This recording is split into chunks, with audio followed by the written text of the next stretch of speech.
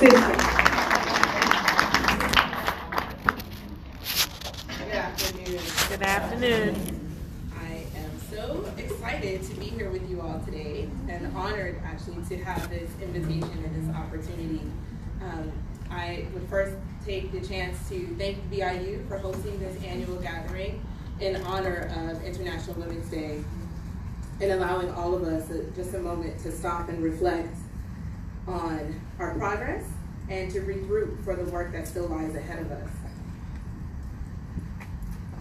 I especially want to thank Sister Laverne and Sister Ronnie for extending this invitation to join the ranks of the other illustrious speakers who have addressed this event, and I will do my absolute best to be worthy of the confidence that they've placed in me today. So in celebration of International Women's Day, every single lady here today, old school, new school, and preschool, all special guests. But I do want to take a moment to acknowledge the presence of some of our political leaders. So we've already acknowledged, and I will again acknowledge our former premiers, Dame Jennifer Smith and Paula Cox.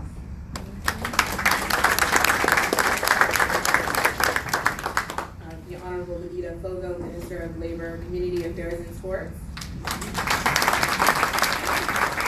Associate Senator Crystal Caesar. MP Renee Mean. MP Tanae Burt. And also the Honorable Tina Lisa Butterfield, former Minister and Member of Parliament.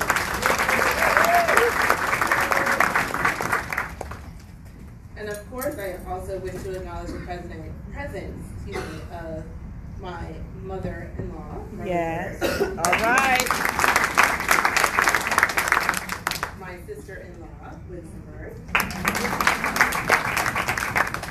My sweetie. And my lovely assistant, Mia Imani Burt.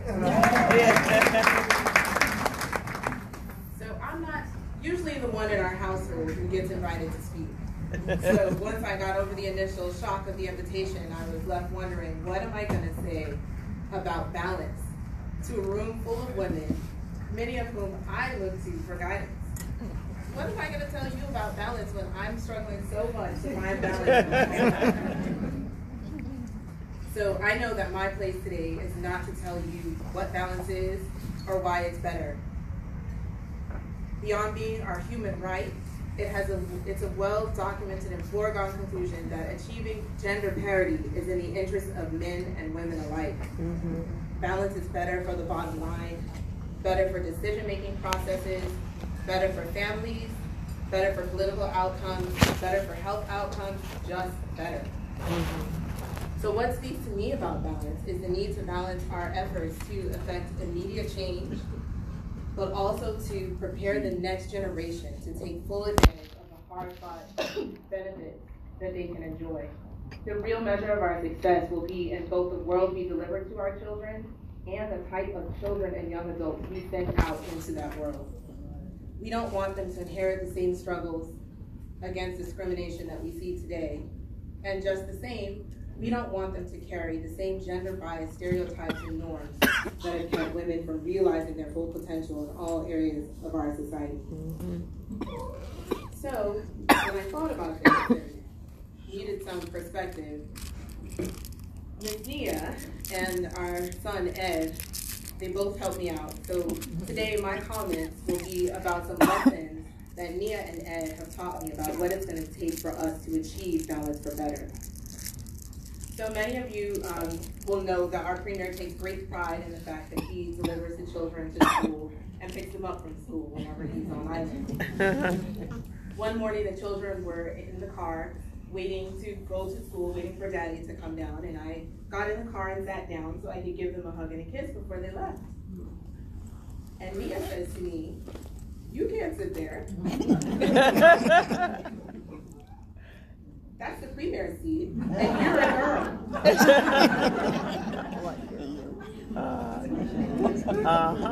So she was half right. That was the premier seat. But I couldn't let her believe that I'm not the premier because I'm a girl. Because that would mean that she can't become premier because she's a girl. And we don't know that's not true. but she didn't know that yet.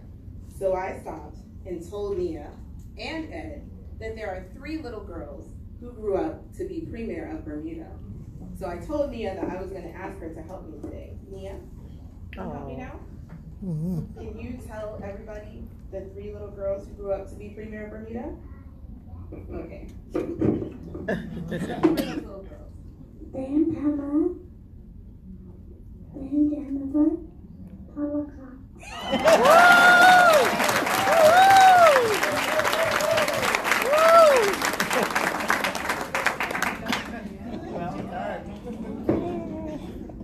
She was so worried she wasn't going to know how to help me when I told her I was going to need her help.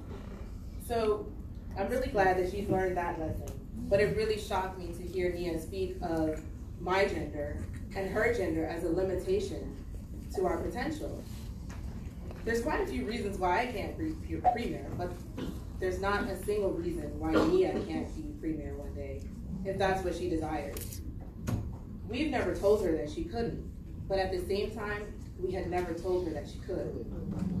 So my first lesson learned about achieving balance for better is this. We will need to vigilantly guard against allowing our children to internalize outdated gender norms and stereotypes that can replace their dreams and desires with assumptions about what boys and girls can and what they should do. Mm-hmm. We have to be careful that we're not complicit in communicating these norms to children through our compliments and praise, praising our girls for being pretty, but praising our boys for solving problems or their achievements. Through reinforcing gender stereotypes in play, where only girls play with dolls and play house while boys play with trucks and cars and tools. And also treating the same behavior differently when they're exhibited by boys and girls. So a bossy girl might be just an independent, assertive boy. These small things can have a formative impact on the types of adults our children grow up to be and the range of opportunities they think they're able to pursue. So I'm learning that it's my job to keep as many options on the table as possible for my children. Mm-hmm. That's not to say that Nia can't play with dolls and Ed can't play with trucks. But there's also nothing wrong with our boys modeling caring behaviors and playing with dolls too. Because I want my son to be a boy who grows up to care for his own children and be an involved father. And I want Nia to know that if she wants a tool set, she can have a tool set. Mm-hmm. This sort of flexibility creates options in the family to determine who's going to do caring work, which largely falls to women now. None of this is a guarantee, but we know that the current patriarchal norms yield results that don't always work well for us as women. So I submit that we should all endeavor to prevent our children from learning these outdated attitudes and assumptions. Mm-hmm. So my second lesson learned about achieving balance for better is that we will have to involve the boys. My son Ed hangs on every word that his big sister says, and he was right behind Nia when she said girls can't be premier. So it was just as important to include him in the lesson about our 3 female former premiers. He needs to know that he's not more entitled to anything simply because he was born a boy. Mm-hmm. It's a start, but that young man can also now tell you about the 3 little girls who grew up to be premier of Bermuda. As a broader point, men must be our allies in the fight for gender parity. Patriarchal cultural norms are critical barriers to women's empowerment, so we have to focus on changing attitudes among men and boys in order to create and protect lasting improvements for women and girls. A 2-year project ending in 2016 called Engendering Men, Evidence on Routes to Gender Equality, or EMERGE, concluded that working with men and boys to promote gender equality can support women's economic empowerment by encouraging men to take on household roles traditionally considered female, or to lift restrictions which make it difficult for women to return to work after having children.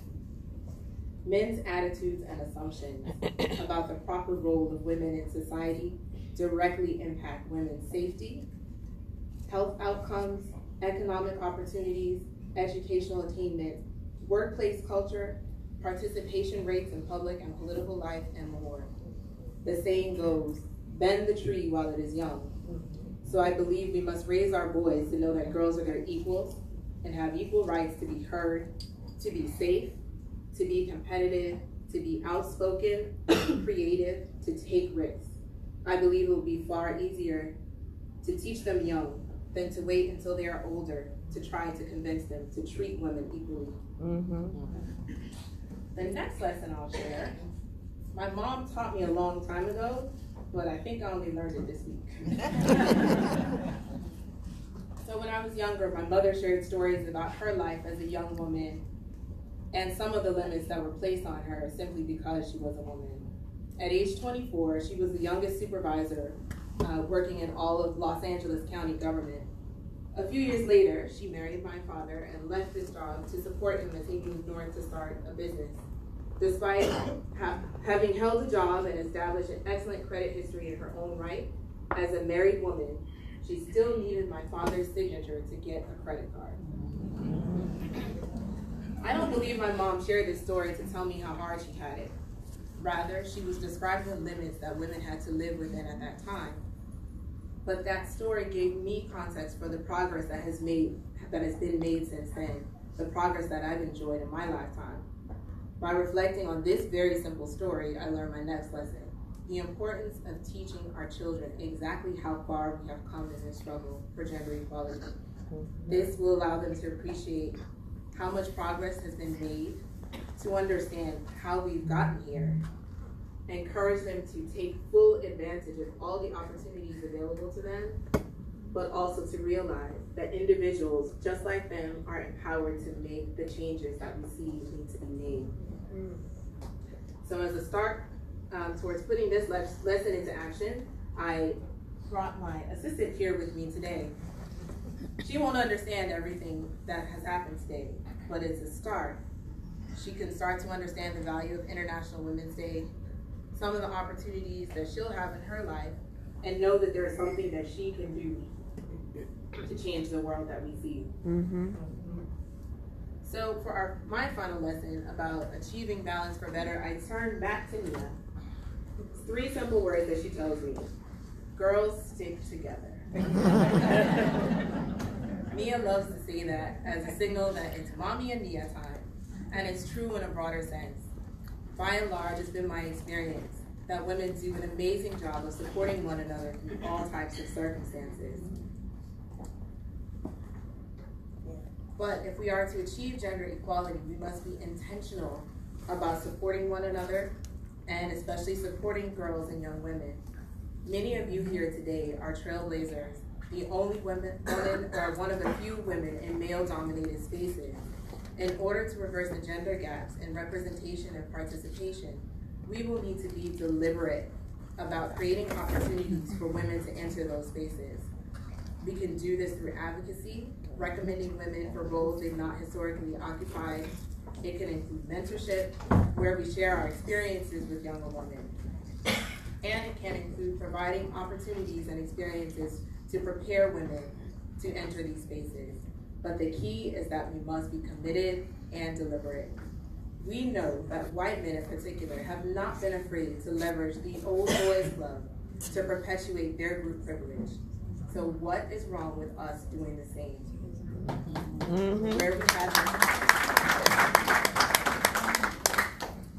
Where we have experience and where we have access, we should proactively look for ways to leverage them for the benefit of other women, because girls stick together.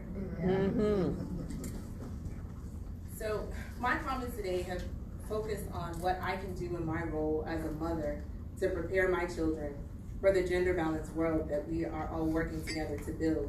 But I don't believe by any stretch that only mothers can influence children and young people. There are many other roles that allow us to interact with children and youth and to share with them where we have come from, where we're going, and the possibilities. Most importantly, our children are always watching us. So we all have the opportunity and the obligation to model the behaviors we want them to carry into the future.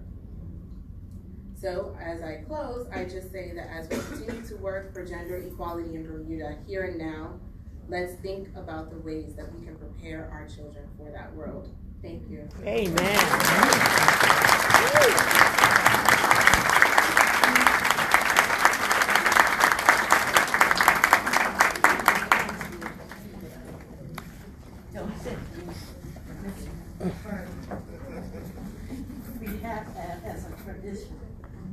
on this question and answer period. And hear you. And so, we have a question and answer period. So if anyone would like to ask Ms. Burt, Lady Burt, First a lady. question, please feel free to do so. Dawn. She surprised me. Yesterday at the ceremony at City Hall, there were two women who spoke, both were partners in accounting firms, and they talked about 10 years ago how their companies embraced flexible working hours, and one of them even talked about her husband staying home to watch the children, and I just wonder what your thoughts were, and would you like one if you were allowed a more flexible work schedule, having children. So the second woman who spoke at City Hall yesterday is actually a partner at the firm where I work. So I know her, I do know her husband, and he does stay home with their children. I do have a flexible working schedule. It helps. It's not, it doesn't make it easy, but it does give me some more flexibility to take care of some of the things I need to do without always having to manage, to arrange childcare. But it certainly helps. The company also provides support for mothers who are nursing when they come back to work, so that was also a huge help in coming back to work, knowing that there was a place that I could go and have privacy to be able to pump and do all of those things. So I think that those things make a difference. They make a difference, and actually the firm in the U.S. has implemented a paternity leave policy, which I would love to see implemented here as well, just because I think that paternity leave is it's a woman's issue too. Like, it helps all of us to have an understanding of what it takes to care for children. If everyone has that experience, then we can all be more supportive of what we know, and it also allows everyone to be equally impacted in the workplace. Just to let you know that all of the VIUs Can't hear. all of the VIUs collective agreements have 10 and I don't know what the DPSU They do. Yes. They do.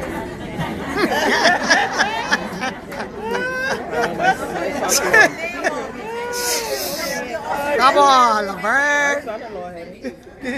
He had like 6 months. Yes, yes, that's coming too.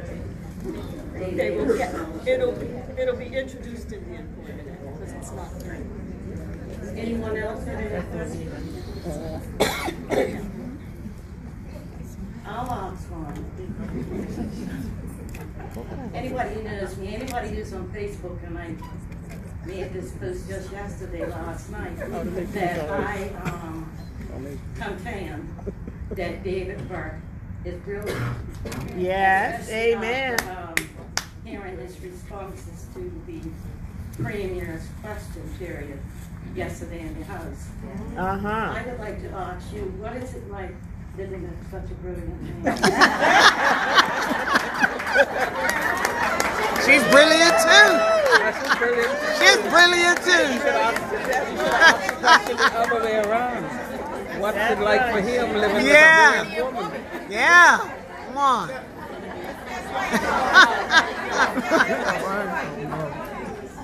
Turn that question around. He lives with a brilliant woman. Did she answer? I don't have to. He knows.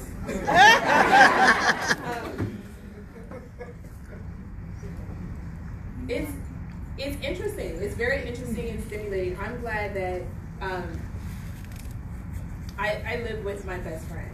Amen. I live with my best friend. Amen. So and that's sort of that's the relationship that we've always had. So to see him where he is now, it's certainly not something that we ever expected or planned, but I'm also not surprised. Yeah. I'm not Amen. surprised knowing him as long as I have and knowing how hard he works and how brilliant he is. I'm not surprised. All right. I is brilliant. When I heard her being introduced at the women's tea that Cindy Swan organized, I was quite wowed by her resume, which we didn't hear today, but your accomplishment. Yeah, I heard some of it, not all of it. Yeah, anybody else have any more questions? I do. How'd you get from Georgetown to London School of Economics? what was the switch there? I had always wanted to study abroad, and I didn't do it during my undergraduate education. So I was at a place where I needed a change with my job, so I just said, I'm going to do this. I can't just pick up and decide I'm going to live in another country. It doesn't work out that low. It's not that easy to do, but I wanted to go back, further my education, so I decided to do it. I studied a year, the semester overall. No, I did a year. My master's program was a full year, so I worked for 4 years after finishing my undergraduate degree, and then I picked up and left. And now you're in Bermuda. One more question. Yes. Actually, this is more of a comment, Kristin. I was at a function, and you and your husband came in down in Southside. And what I really admire, you're a balanced person, because your husband came in and he went around to everyone and then went inside. And what really stood out to me, it was that how strong that you are as a woman. And I believe that that strength, you went to every person that was there, every person. And you took out time to just, to greet them after just flying in from a long flight. And that impacted me. And I think that you are a better woman for reaching out to others.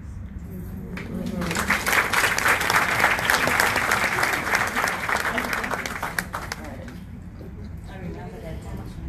I bet you do. That's what type of people our premier and his wife are, because they had just come back from a long trip. And I invited them to the function at the last minute, and they stopped by. Exactly. Miss Williams. She put the mic. You ready to get it? Oh, I want to stand up for my First Lady. Yes, indeed. First Lady, I just want you to know, and I'm sure many of us in this room pray for you, your family, because to have a husband who's the premier, and you with your responsibilities with the children and both of you, and you're juggling positions, you're juggling his when he has to leave the country, all of those things, that takes a lot of prayer, and that takes where, all what, we just can't even imagine what you have to go through. You're with the children. I'm sure you have the support of your family, of Sister Burt and Twiggy and all the others that are going to assist you.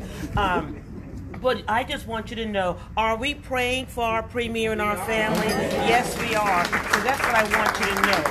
And all of that's going to keep you bonded, keep you together, because there are many forces that can want to separate you. So we're here to support you. Thank you.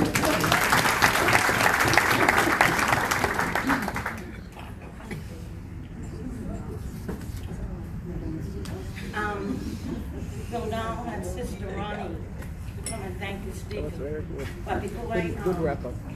leave, I'd like to remind people that we have Sister Melita Butterfield here today, and she has her books for sale outside the door. So before leaving, please patronize her.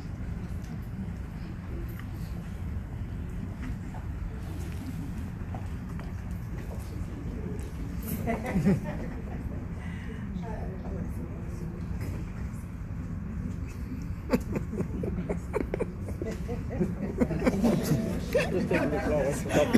Take off flowers. Just getting them to the little girl. Like shaking her head. Like. Sister Kristin and Sister Nia, on behalf of the officers and members of the BIU, we thank you for coming and speaking at our meeting. International Women's Day. International Women's Day tea. Thank you.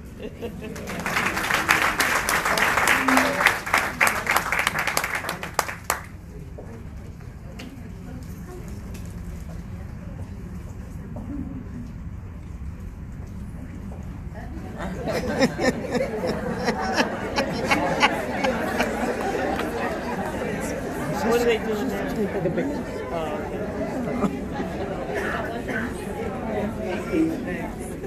I just want to acknowledge that our president is in the room. Congress. Jenny Rooster in the hand house.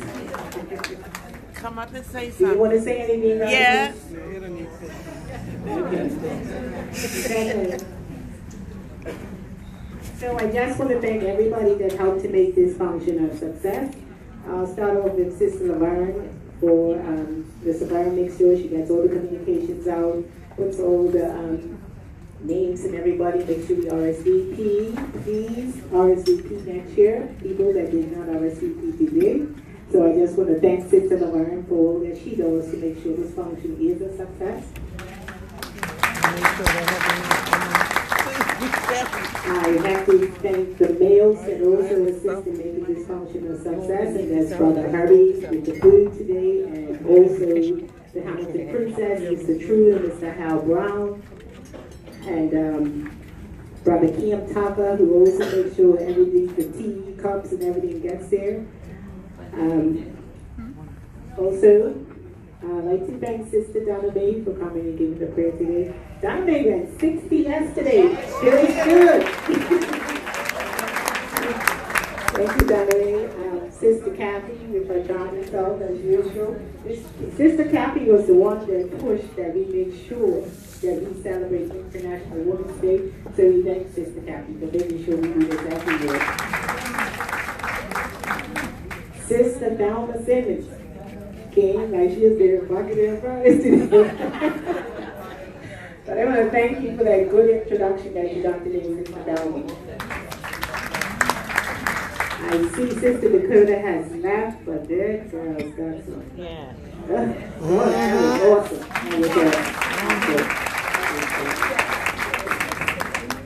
To my committee that were here last night helping to get this room ready, I thank each and every one of them that was here last night. Thank you guys.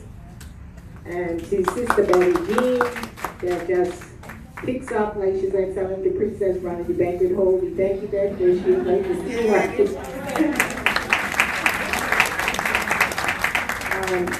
And our president's wife, Sister Tracy, and his daughter Israel, they kicked in today to help us as well. And I thank everybody that helped us do our thing. And I just want to thank all of you for continuing to come out and support this event. I really appreciate it. Some of you comment time and time again. I know Sister Thelma's probably been, she's missing one, right? Yes, and Sister Thelma is always out there. And of course, we thank our sister union, BPSU, is always supporting us. Sorry we couldn't make it last night, but we were here. Appreciate it. Led by Sister Linda. So I have here Sister Nanita is got one of her books and is for the oldest person in the room. So anybody here over 80?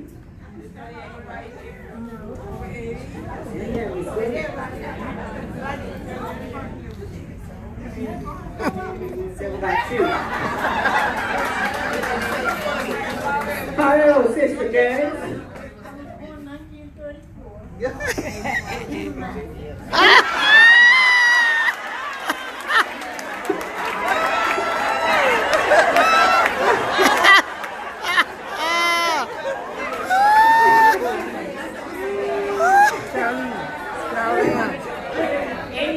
Is anybody I didn't hear the 85? end.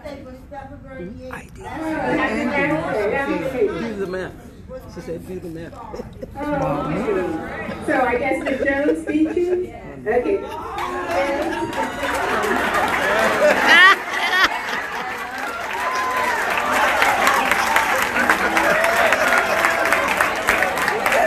Oh, I should be like that, but I'm not even. Oh, 34, do the math. Now that's a charm. So she was about to buy one.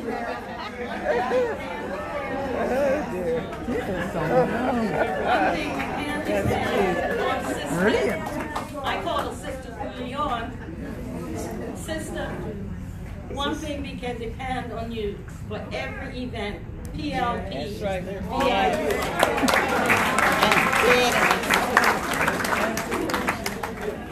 I just want to thank somebody specifically today, and that's Miss Marie Shields, Center Against Abuse.